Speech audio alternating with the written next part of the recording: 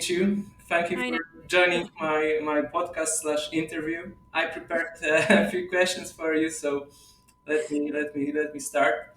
What was the most challenging part for you during antidepressants withdrawal? I mean, you were medicated since you were 15, so it was. Yeah.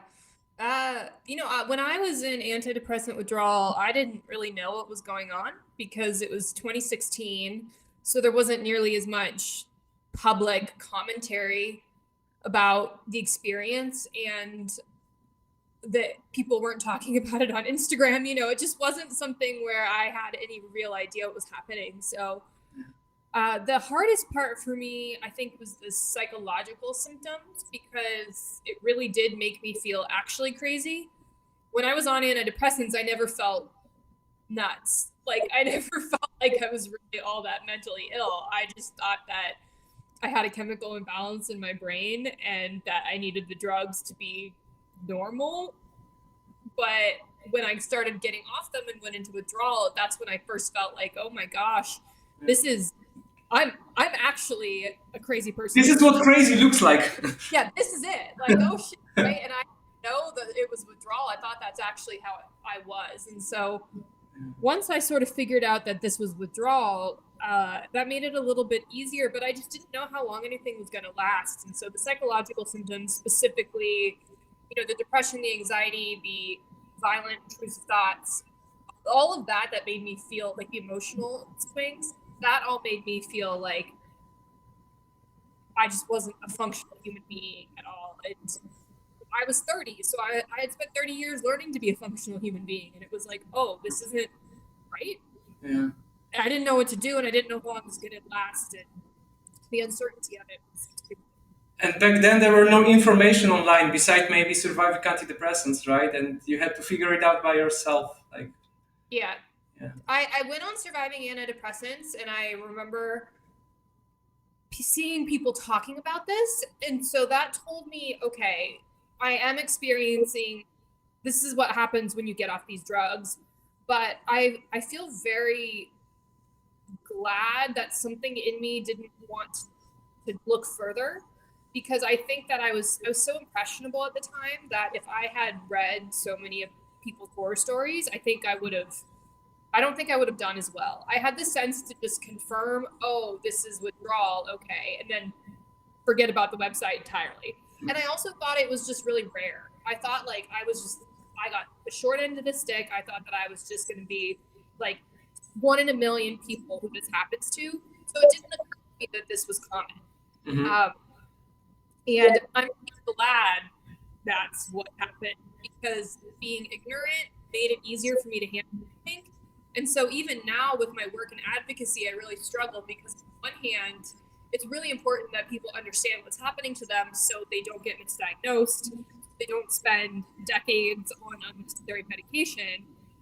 On the other hand, there's an element of like not knowing what's going to happen or what could happen Mm-hmm. that I think is beneficial for people because if they start hearing all these things that can happen in withdrawal, they can create those symptoms for themselves, regardless of whether or not Yeah. There's they're actually there. yeah, yeah. And you and when you were in the withdrawal, did you have any support from your family, or you were just all alone by yourself? Like, did anyone support you and actually understand what you were going through, or didn't consider your mental? Both and neither. So, uh, so my family's extremely small. For one, it's just me and my mom. okay. So my mom was super supportive, but she didn't have any idea what was going on either. So I would just call her and I would be really upset, and she would listen and be compassionate and tell me she loved me and she was proud of me. But we weren't trying to intellectualize it at all because Mhm. neither one of us knew it was happening. So on the one hand, I was very physically alone in the sense that I was separated from my family. Mhm. But I when I called my mom, she answered and we would talk, but we just didn't know what we were dealing with. So we weren't able to talk about it in the way that I'm sure families can talk about it now. Yeah, yeah. Yeah, I get it. I had actually similar experience. I was also when I started my withdrawal, I also was living with my mother, and she did the best she could, but you know, The only peer support group was surviving antidepressant for me. That's how I survived, basically. Yeah. Did you know what was happening? Later on, because I reinstated many times and I had no clue, because Oh, my protracted withdrawal hit me like 8 months post discontinuation. So because oh I, wow. of course I did cold turkey and I couldn't match the dots. I was, but in the end when I figured out it was actually withdrawal, yeah. So, and which symptom was the most troublesome and lasted the longest, like in your case? Uh, Do you recall? well, physiologically, or rather, the one that's lasted the longest has been the noise sensitivity. I still have it, so I'm not even sure that was something that's like. I feel like that's something that just changed, and this is what I live with now.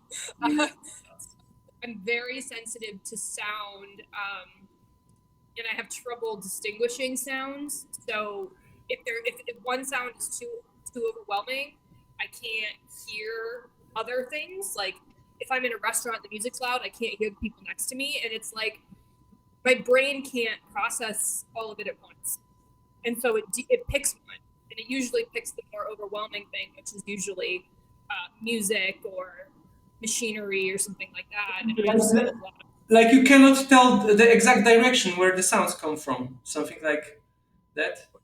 uh, maybe it's more like there's just too much input. Like my brain Oh, can't determine what is the important input, or input that is too strong just overtakes. So like there's certain pitches I'm particularly sensitive to, with machinery. So things like leaf blowers, power tools, and I can't. It's like everything shuts down except that sound, and then that sound is so uncomfortable to me that I get really on edge, and it just kind of like breaks through any resilience I have. So I think we have a word for it called misophonia. oh yeah, That's yeah, yeah, yeah, yeah, yeah, yeah.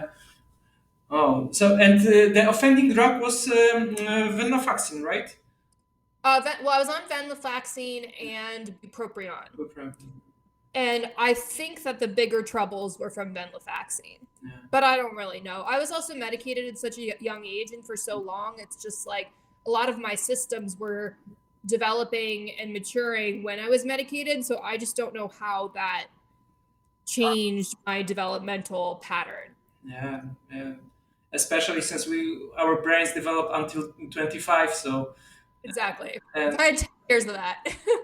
I was medicated when I was 18, so Mhm. not much of a difference. But yeah, and yeah, and because it took you 2 years of research and diagnostics to restore your health after antidepressants. I read your story on on Instagram. So, which of the doses of Longer than that, but yeah. yeah, but more or less, yeah. Which of the dozens of tests you underwent turned out to be the most helpful? um, hmm. Yeah, so there's kind of multiple phases of recovery. There's the emotional and psychological and spiritual recovery, and then there's the physical recovery. So, your lab tests and whatnot kind of only really address the physical things. For me, the most important test I ended up taking was a stool test. Mm-hmm. So, where they measured, they were looking for infections and the wrong kind of bacteria and all that. And for that one, it was important because we discovered that I had a staph infection and a strep infection Mm-hmm. and H. pylori, and also a low level parasitic infection.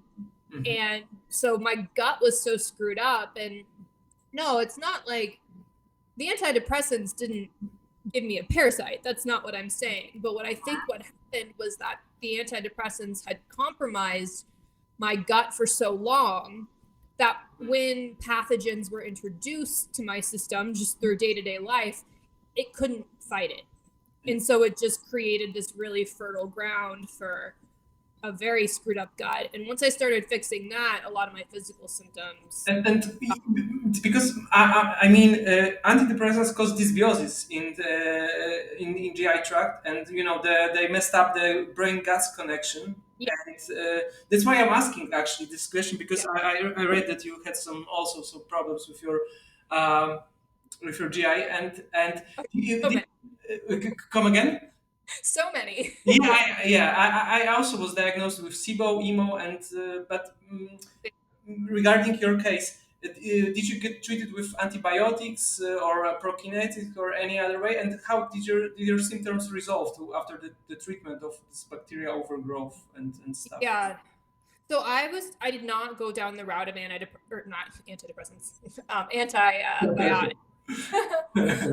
I sort of knew that that wasn't the right call, like especially all the research around antibiotics and whatnot. It's just bad news. So I was working with some more like functional type of people. So we did about a 6 month long supplement protocol Mm-hmm. where supplements we used, killed off the bacteria, and then you have to shed the film. There's like a film thing, and then you have to like repopulate and readjust. And so Yeah. it was about a 6 month long thing.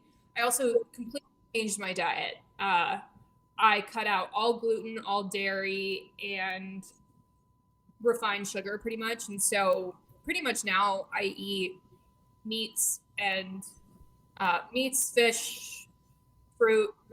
I don't eat a lot of vegetables. Yeah, fuck They, vegetables. they don't work for me. Scam like antidepressants as well. They Yeah, contain many toxins, like because as a defending mechanism, because they defend via toxicity. Yeah, so. Yeah, but I'm glad to hear, because that's why I recommend to my clients also to go pure keto / carnivore. It's really helpful regarding healing yeah, from psych meds, and addressing gut issues is, in my opinion, one of the most important factor in the healing process. Besides all the psychological support and all this trauma yeah, response yeah, that we yeah. had because of this unfortunate event. Yeah. Yeah, those dietary changes can make a big difference. I think what can be really hard for people is like some of that stuff doesn't have to be long term in my experience, but I do think what I notice with people and what I notice in myself is that there do tend to be some pretty long term permanent dietary changes that need to happen. Like I haven't I can't. I don't know. Last night, I departed from my usual, and I had some bread and cheese at a Um, French restaurant, and like, I just can't do it. I don't do well. Instant bloating. It's Yeah, a problem, but it is now. So like, it just is what it is. yeah, but the healthier you are, the more you crash from unhealthy stuff. Like if you do a cheat Yeah. day, yeah. But even like the really high quality stuff, it's just like something changed in my system where it just doesn't can't handle it anymore. Yeah. So, it's a bit of like there are a lot of side effects that come from this stuff that this experience that we've had. And radical accept such an important part of the process because the bottom line is you will not be the same person you were before. And there are things that you probably want to do or want to experience. And it just may not happen the way you want. And the more you fight that, the worse it is. Yeah, yeah. Acceptance is the key, and sometimes Yeah. it feels like the homeostatic level has changed, and right now this is your new homeostasis, like Yeah. disrupting homeostasis, and this is how you are like right now. And there are things that can tackle but it's also risky. And may I ask you, like, what did your recovery process from PSSD look like? Like, do you consider Oh, PSSD to be one of the symptoms of protracted withdrawal, or should be considered as a separate issue? Because I don't think anything should be a separate issue. I mean, like, that's the whole problem with medicine right now is that we've decided everything is separate and not connected, and that's stupid. I think. I mean, specifically for antidepressant withdrawal, because there are people who only suffer from sexual dysfunctions, and they don't have emotional blunting or cognitive issues. And like, how was your recovery process from Yeah. PSSD? I Like, mean, with you personally? antidepressant side effects and antidepressant withdrawal, like, no two people really have the same thing. It's just wild how many different ways this can manifest in people's bodies. But as far as for me, like I know that I had some PSSD, but I also know it wasn't like super severe, at least compared to what a lot of people report. So I'm grateful for that. I was able to recover from it, but I also didn't know that it was happening because I was medicated. Since 15, yeah. Yeah. So for me, I just kind of thought that like I just didn't really have a sex drive, and there were times in my life where I wondered if maybe I was Asexual or stuff. asexual. Yeah. Yeah. And it wasn't until I got off of them and had a partner who was really supportive that I started to realize, okay, that's not what happened here, but I have been able to get most of that back. I do think there's still a little bit of residual and just I don't know, just there's some residual, but it's not prohibitive in my life anymore. And I Okay. understand the case for everyone. Like some people it's not, some people don't fare as well. Yeah, I know. Like we have this PSSD network, and Mm-hmm. right now there is one research going on regarding neurosteroids and microbiota. So it's kind of interesting. But I was just curious, like, did it resolve like as a one of the symptoms, or it was resolving on its own way separately, or is difficult for you to? I see what you're saying. I think that it was one of the last things I addressed because it wasn't, again, I didn't know it had happened. Mhm. So it took me a few years of being in a relationship before I was like, oh, this is a thing. um, Oh, it's supposed to be working like that, not like yeah, that. So it just took some time. And then there were other things that were more pressing. I mean, like, for example, if your gut is really screwed up and you feel sick all the time, you don't feel very sexy or Yeah. attractive. It's hard to know, Yeah. where the lines are. So I sort of had to just take it one thing at a time before I realized that this was something that actually had happened to me and it affected me. Okay. Okay. I see. For me, in my case, like I was obsessed regarding like losing my sexuality, and it was like more for me. Beside all the other stuff, like suicidal ideation, it was like how can I lose my because I do have like memories how horny I was before Yeah. that, and yeah, and I was, but yeah, in my case, it also resolved, but with interventions of my microbiota and Yeah. all the stuff. And looking back, what do you think might be the reason for protracted withdrawal that is so characteristic and specific to antidepressants? Which of the current theories resonates with you the most? Oh, that's a big question. I know. Um, hmm. I mean, You know, regarding your experience with all yeah, your symptoms and your treatments and all this stuff, like just because we still don't know, we're trying to figure out what protracted withdrawal is and what's the etiology. But just like a lived experience, what would yeah. be your guess, or I how do you feel about it? I mean, people who have given that there seems to be a correlation between the length of time you were on these drugs and the age in which you were medicated and the difficulty in coming off of them or the severity of withdrawal.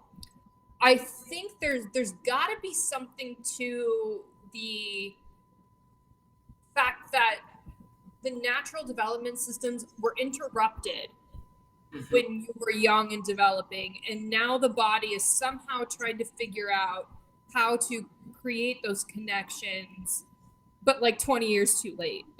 Oh, yeah, okay, that's So an interesting point. Okay. yeah, but I don't know what that looks like, right? Like I don't know, for example, if you have been medicated since you were a young adult or like a child, if you were medicated in childhood when your brain is still developing, and we know that these drugs cause the neurotransmitters, or not the neurotransmitters, to cause the synapse to downregulate, right? Yeah, yeah. So they're gonna, we're gonna have fewer receptors, right? I imagine that if you spend your whole life with fewer receptors than you were supposed to have, and then you try and start growing them or turning them back on, and that's not where my neurobiology on this topic sort of ends. I don't quite know what the regeneration phase looks like. Like I the just new population of the receptors, they regenerate within 3 weeks. Every 3 weeks we have new population of the receptors, and it's like they are. But that's why we also have this theory regarding epigenetic changes. The receptors are being coded by the genes, and the genes maybe code them. They are less sensitive, less for the yeah. neurotransmitters, neuromediators, and therefore we have this receptor desensitization. But what you were saying is quite interesting because when we compare people who are in the withdrawal when they were young, when they took the meds like yourself or like I did, and compare it with people who took antidepressants when they were like full grown people like 40 Yeah, plus or stuff, but it's different. it's quite different. They are handling way better than younger people. That's correct. So this is something interesting. But on the other hand, they are still suffering. That's for sure. Yeah, and I don't know what that is, right? I mean, like it could. The thing is, I don't buy that. I also okay. Let me start over. I have a very almost like spiritual view in which I view this now because I think this process it forced me to become a spiritual person. Because if I had just kept going in this sort of atheist or agnostic, nothing matters, one day you die and you're worm food, I wouldn't have made it. Like, because what's the point? Right? So I now have a more spiritual lens when I look at this stuff. And I don't, I'm not a Christian. It's not through a Christian lens. It's just more of trying to make meaning of this in a way that's bigger than just biology. Yeah. And when I look at people who are younger or who were younger when they're medicated, like there's something about this that I think is like spiritual boot camp. And so I don't think it's entirely about the biology. I think biology is a factor, of course, for sure. I don't know exactly what's going on, and my guess is it's not the same from one person to another. But I do notice that the people who really use this as an opportunity for personal and spiritual growth and see it as a teacher do Or better. like a post-traumatic growth. When you experience something really traumatic, you can either grow or it can kill you and make you miserable and bitter and yeah. Right. But I think that when it comes to withdrawal, like there's something, and people probably won't like when I say this, like if you're unlucky enough to have really bad withdrawal, I think there's a really big lesson in that somewhere Of in the course. experience. And if so when you ask like why I think this is happening, from a biological perspective, there are a bunch of theories. I don't know which one. I mean, I have Okay. no like there's I forget who has been talking about this. I need to remember. Is it Healy maybe? I can't remember. But someone is saying that they actually think it's more nerve based. Like it's not about serotonin occupancy, but that it's about like Or full like body small fiber emotion. neuropathy. Yeah, yeah, yeah. Or there is Yeah. another theory regarding autonomic dysregulation. So it's like Yeah. plenty of them. But but I like your approach with the spiritual thing because I recalled myself when I was like 2 years off the meds and I was struggling. Like I was hesitating, should I go on or should I just end my suffering? And I remember I was an atheist. Like I think I still do, but when I was crying, healing, and I was hitting my face with my fist and screaming, "Please, God, help me!" I didn't. Yeah. I did not come out, came off out of my mouth like Oh, out of nowhere, and I was referring to God to please help me because I couldn't see any other way around. And I don't consider myself spiritual guy, but I have changed my mind and I was believing in science, but not anymore since yeah. antidepressants happened. It was the biggest scam. Right. Yeah. Got to be careful what we worship. Yeah, yeah, yeah. Because I was studying cognitive neuroscience, and I was like, oh wow, it makes sense. Chemical imbalance theory sounds smart, sounds nice, and I have to regulate my biochemistry because I have social anxiety, and because I was 18, how couldn't I be shy guy? I was only 18. So, Right. but Oh, yeah. fascinating. I didn't realize you were studying cognitive neuroscience. Yeah, I graduated in neurobiology and cognitive Oh, science, wow. but it doesn't matter. I No, it doesn't. But what is your theory on this, knowing that? Oh yeah, so I was experimenting with all of the theories and trying to figure it out. But in my right now, the way I see the protracted withdrawal is mostly disruption in the microbiota. This is my favorite one, and of course receptor desensitization and some epigenetic changes, but the root cause possibly I vote for microbiota changes, because if there is disruption in your microbiome, your neurotransmitters can't be synthesized in the proper way, and then you have Mm, depleted like GABA or other neurotransmitters, or combined. Like if you have high serotonin, then the dopamine is low, and it's all combined, and it all starts in the guts, not in the brain. So the brain is like 5% of the neurotransmitters are being produced in the brain. So it's I'm still waiting. There is a one guy, Malkangi. He's doing a research in Italy, and I'm waiting for the results regarding neurosteroids and microbiota for like PSSD, the root cause of was PSSD. So, yeah. but right now everyone has to figure it out on its own, like you did, like I did. So it's a tragedy that you cannot go to a doctor and say, "Please help me." You have to help yourself. Yeah. Yeah. It makes sense to me. I mean, like, just like you said, I mean, I remember just when I don't know when that study came out about 90% of our serotonin being produced in the gut. Mhm. I can't remember if that was a study that came out fairly recently or if it was one that had been around and it just became popular.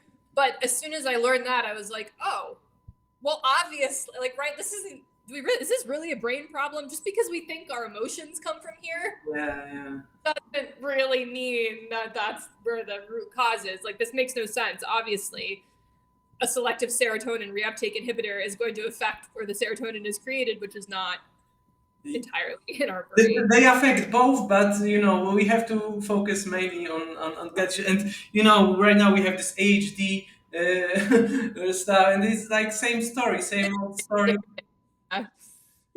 But just kids just has attention deficit because they are endlessly scrolling TikTok and eating sweets and candies and get sugar rush. And it's not a disease to be treated. It's simply behavioral problems. But it's come on, it's. It's so obvious when Right now we know better, right? And you're it's like, obvious for us, but for the and I feel like some kind of old timer, and I I don't know, know.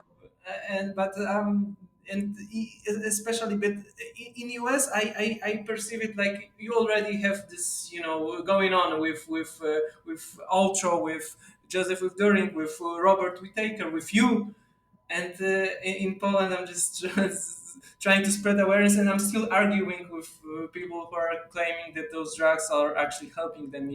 I argue with people every day, so it's not going to go anywhere for a long time. Maybe not ever. Yeah, yeah, maybe, yeah, possibly, yeah. It's gonna it's going to be reformed in within next, hopefully, 20 or 30 years or whatever. But.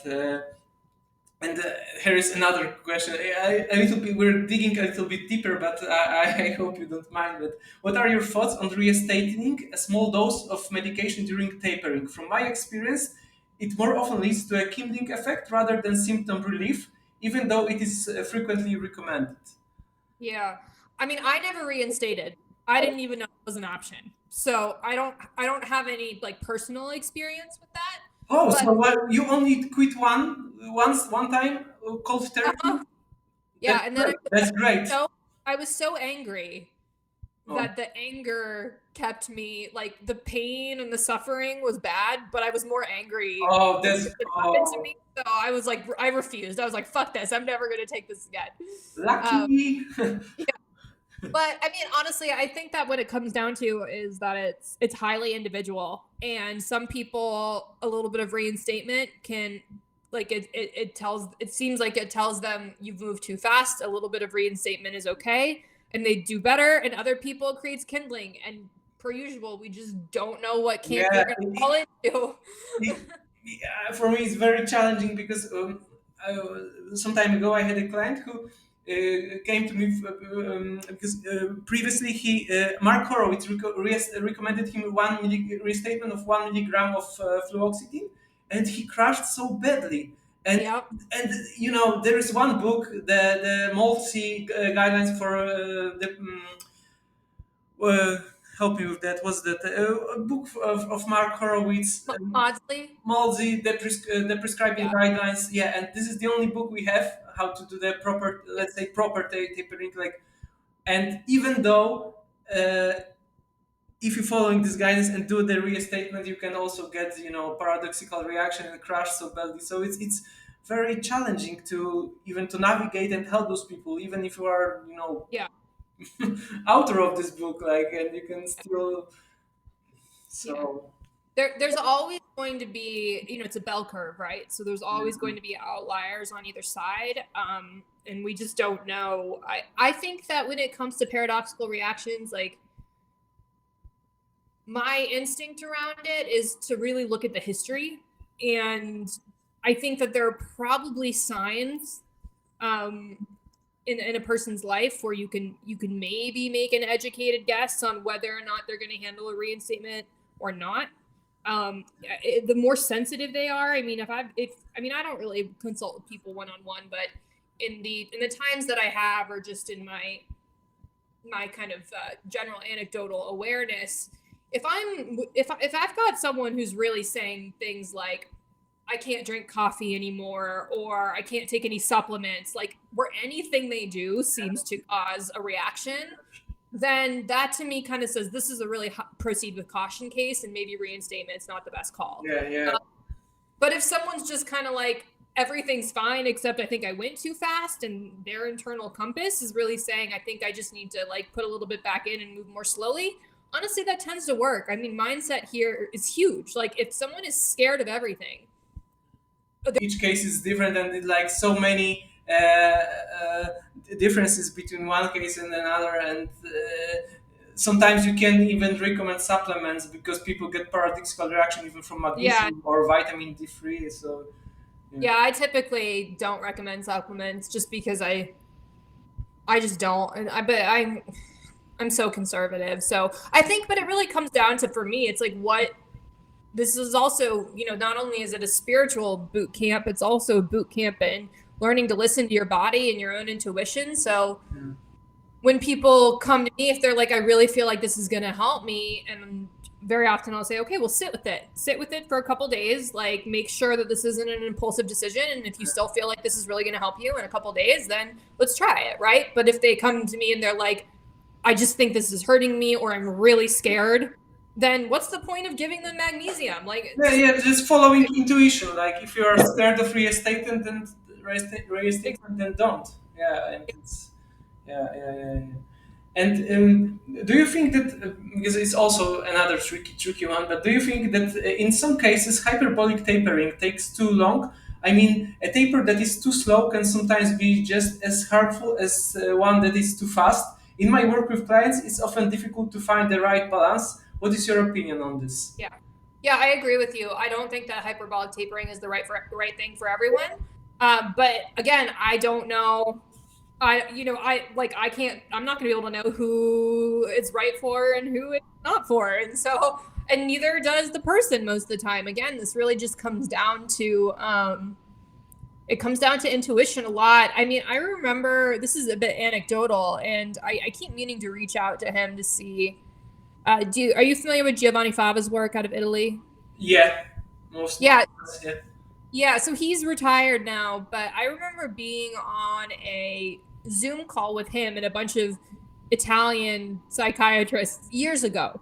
And unfortunately, this was before it was before my book came out. It was just still me trying to figure out what was happening. I didn't really know that I would dedicate a chunk of my life to this work at this point. And so I didn't record it and didn't take notes. Yeah.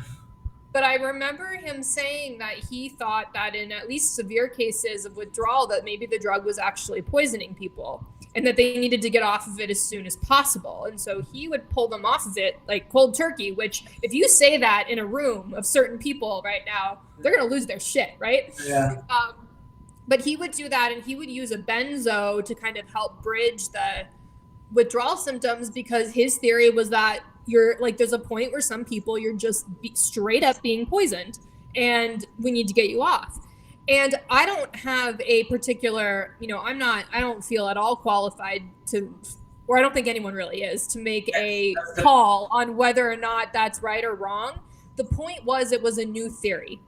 And then I started talking with people, and I've now encountered enough people where I see that this slow method doesn't seem to be helping them, but they're terrified to just stop, right? Which I also get. And it just tells me there's more going on here than just what it's we're just being the tip of told. an iceberg. Yeah. Exactly. But again, this is the bell curve. So I'm so thrilled that we have Mark's work and we have Maudsley and that we have hyperbolic tapering, because I think for most people, like I think basically probably what's happening on the bell curve is that there's a subset of people who can quit all of their psych drugs all at once, no problem, and they're fine. I There's don't. this Do you believe? I mean, if you are being exposed for it for many years, there is biologically speaking, there is no fucking way that you won't get any, consequences for intoxicating yourself for so many years. And I don't buy this. maybe not like, but like I had someone that I was working with briefly who was on what were they on? I can't remember. Just some antidepressant for like 15 years. Mhm. And I could tell when I was interacting with this person that like they were very very blunted all around. Mhm. And when he told me he wanted to get off these drugs, I was very cautious because I was like, I know you've been on these since your early 20s. You're in your 40 now. Like, you're kind of a bummer as a human. Like, I'm worried that this is not going to go well, right? And he was very just like, I talked to my doctor. She said, like, cut it down in half every 2 weeks. Like, I talked to him, but I was just kind of like, okay, like, you're going to do what you're going to do here. I've told you my opinion. And like, but you take it to your doctor and do whatever. And so I kind of didn't hear from him. And I checked in on him like a couple months later, and I was like, so how did this go? How are you doing? Because he wasn't a formal client. He was someone I went to college with. Okay. And he was like, honestly, I didn't really have any issues. Like, I feel like a broader, like more emotion now. You know, I was a little irritable, but like, honestly, it was fine. And I'm better now. And I was just like, great. But Like, so like his withdrawal effects were minor, and he had been on them for decades, right? And so I for think how that's many months is he off the meds, like completely? it's been, I don't know, between 6 and 9 maybe. Maybe, just maybe, the Maybe, protracted withdrawal didn't haven't hit him yet.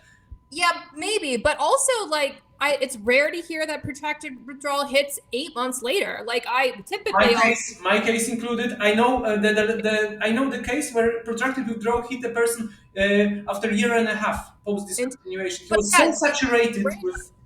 Yeah. this is rare, I think. Like doesn't happen Once when I see. again, on the bell curve, possibly it's rare, but on the other hand, no data, no like No. scientific data, no cohort study. Yeah, and and regarding tapering, because I know many cases who did a perfect tapering over many years, and then once again after a few months, Yeah. even though protracted withdrawal hit them. So, in my opinion, in my perspective, tapering only prevents the acute withdrawal phase. So it's not going to be that severe if you are going slow and steady until the 0 milligrams of the drug, and then in the end, your whole body, your nervous system, your guts, everything needs to go back to homeostasis.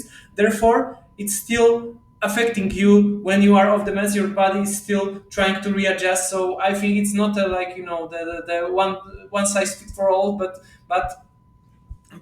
I'm still skeptical about the tapering and how it's being marketed like a perfect Yeah. solution. It's not so. It won't resolve any issues, all the issues with antidepressants, withdrawal tapering, and all other stuff. So we're still learning. We have not so much data about any of this Yeah. issues, You but know, I I don't know if skeptical is the right word for me. I know that I'm very good at looking back in history and seeing patterns and seeing where we're making the same mistakes. And okay. I can certainly see that in some ways and I say that just as a general like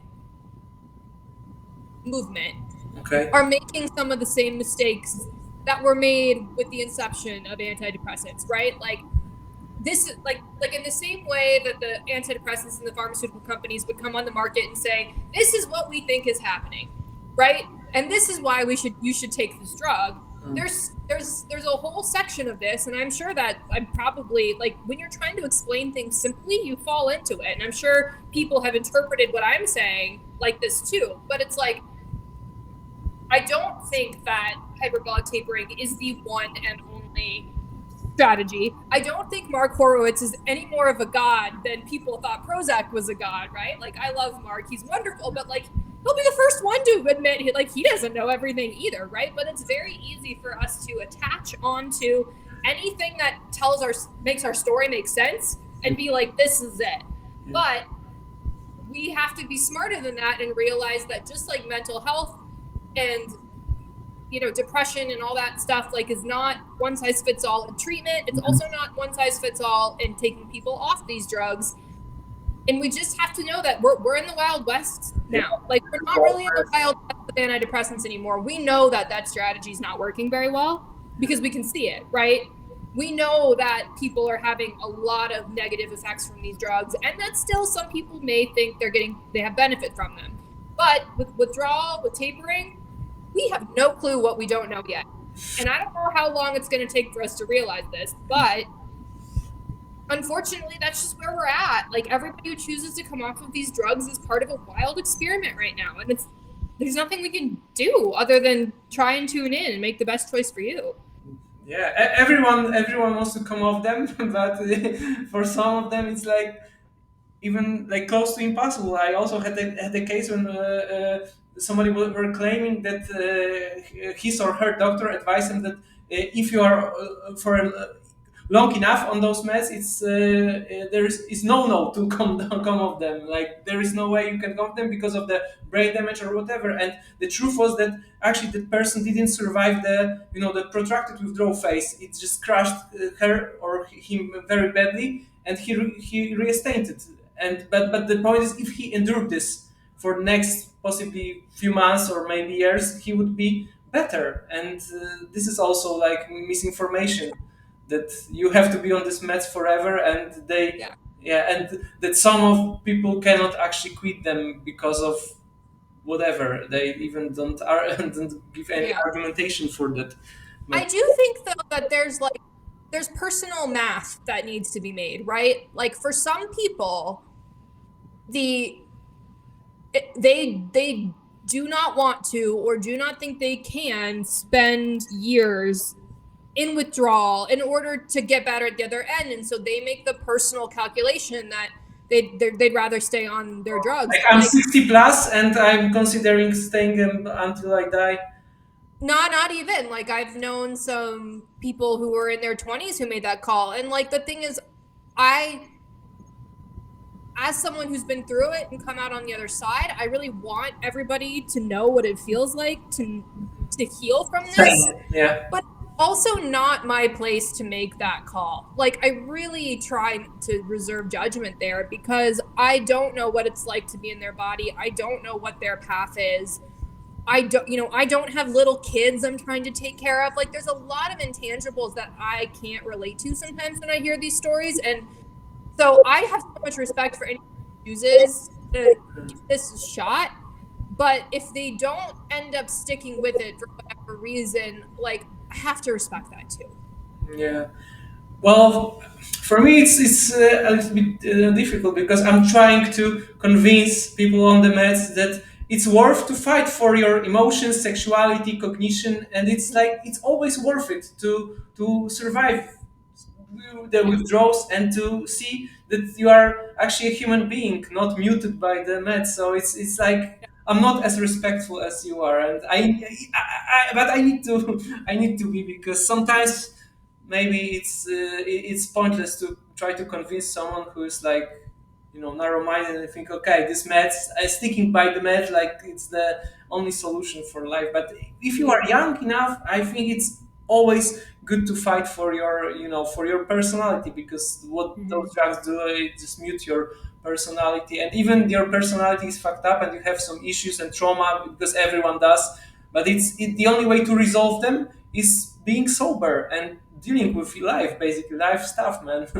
Yeah. Yeah, yeah. I mean, I don't disagree theoretically. I just know it gets more complicated and nuanced in the individual. And Yeah, but um, it's yeah, I not mean, the fault. Yeah, yeah, early intervention, I think, is great. I mean, part of my work, like, I really honestly don't care what adults choose to do with their life. Like, there's enough information out there where the internet is free and it's on your phone. Like, if you want to look up side effects and long-term effects of this stuff, like, it's all there for you as an adult.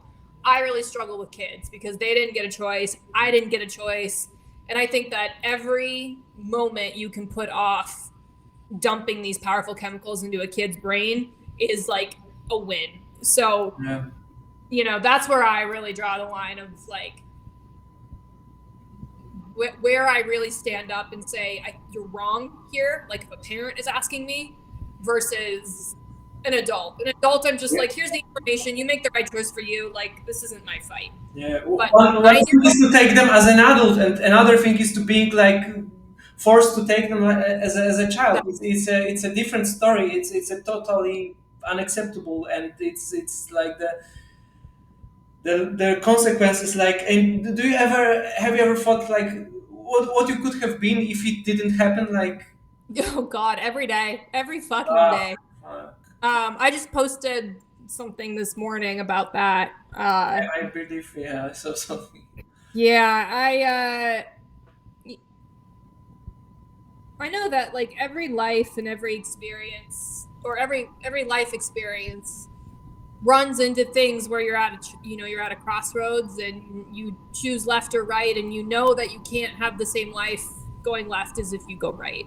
Yeah. And so some of this stuff I know is just life and we all have shit that happens to us and it changes our direction. But what really is so hard for me having been medicated at the age I was is just like that I didn't even get a chance to make that choice, Yeah. right? Like it was made for me. And I don't really care so much about like the physical shit or the physical side effects or even withdrawal itself. Like in retrospect, that was hard. It was the hardest thing I've ever been through, but it's doable. But there's this kind of constant grief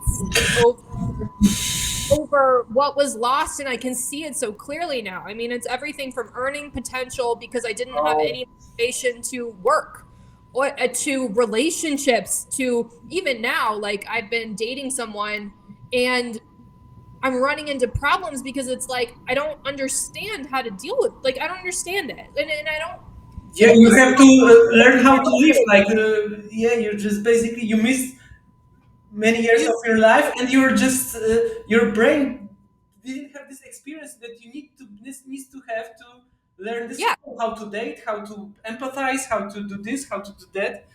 Yeah, and And you can't get that time back, and it's really hard to learn it as an adult because you're not on the same playing field as other people. So and then you've spent so much of your young life internalizing the fact that there was something wrong with you that whenever I go into relationships now, it never dawns on me that maybe either one, this just isn't the right match, or two, maybe there's something they're doing that's contributing to this. I blame myself you every blame single yourself, exactly. You blame yourself, because but yeah,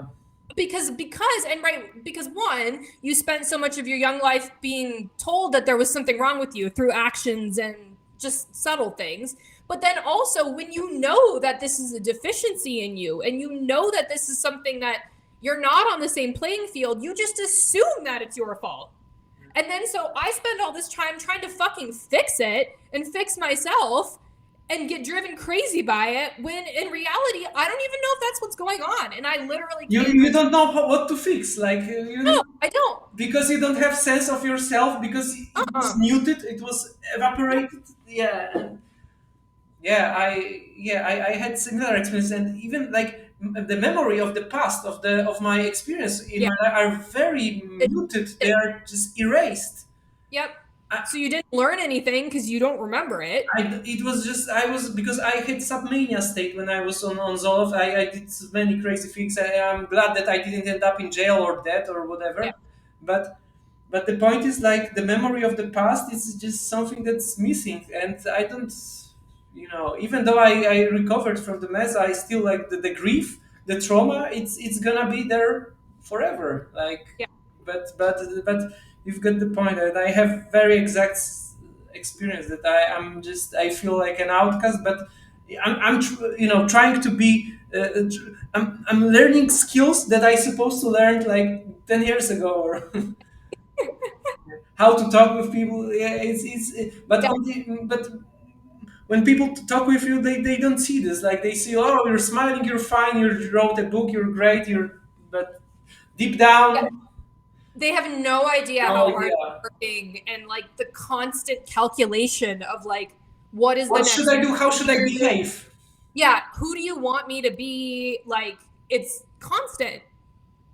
Yeah, yeah. I And totally. this wasn't something that happened to me when I was younger. Like between up until I was medicated, this was never a problem. So I know that this isn't some sort of like, autism or Asperger's or spectrum No thing. such thing. It's another bullshit. Yeah. Well, right. Yeah, no, I don't disagree. But it's just like this wasn't something that was a problem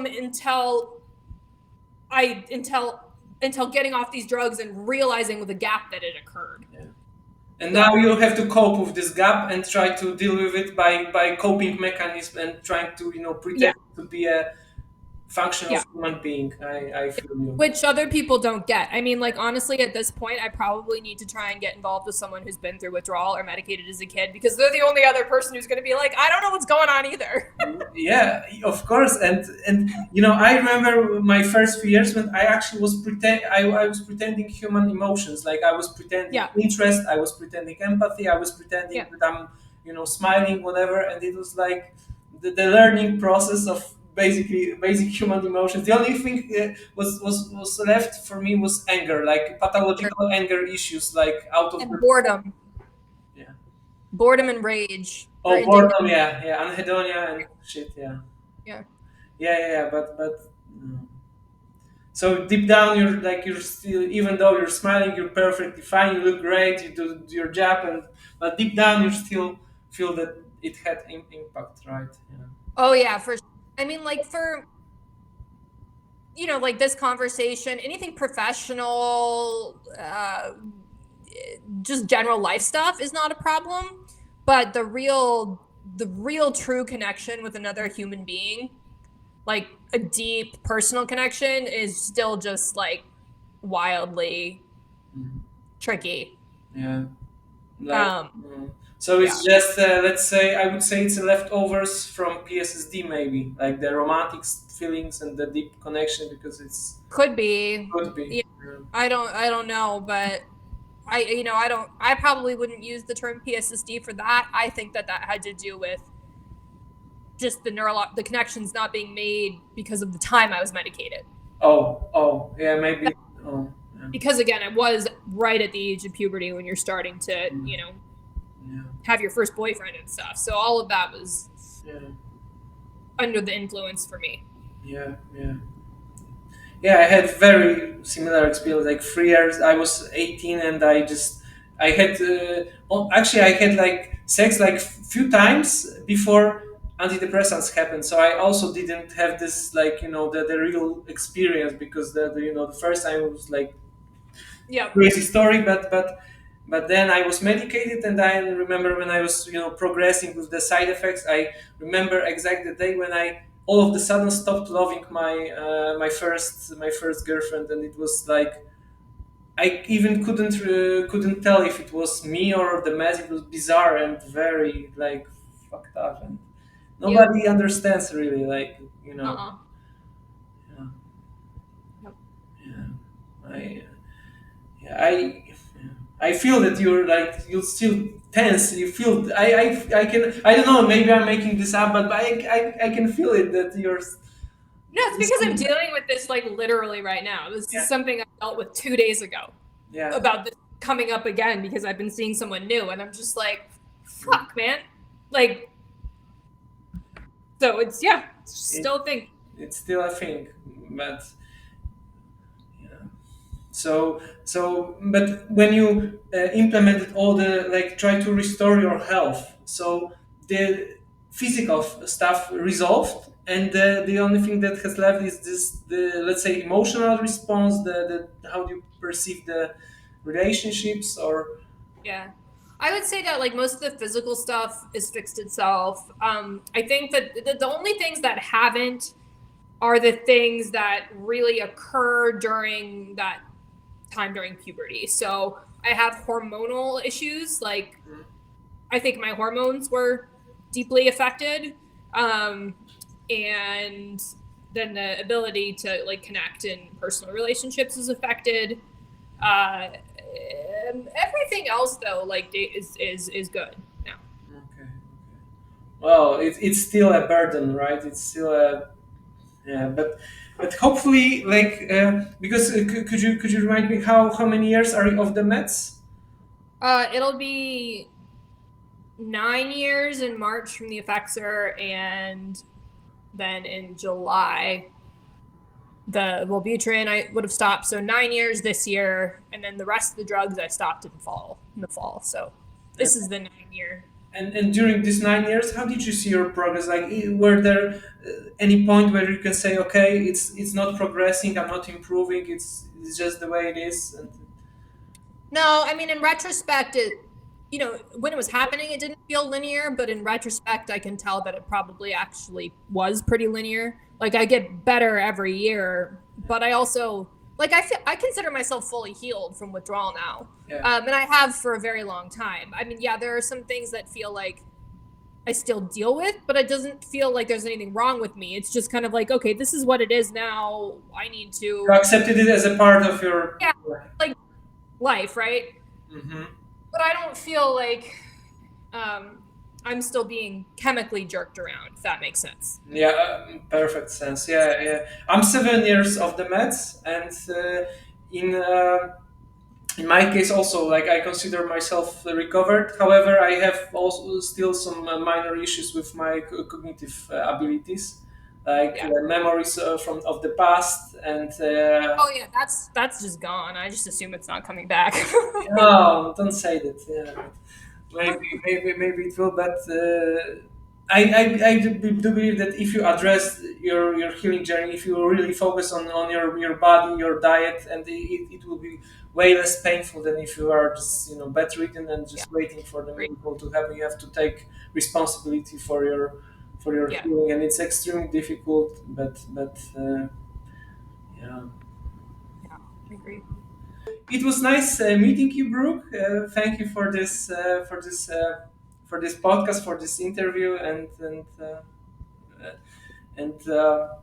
and goodbye. Thank you so much for having me.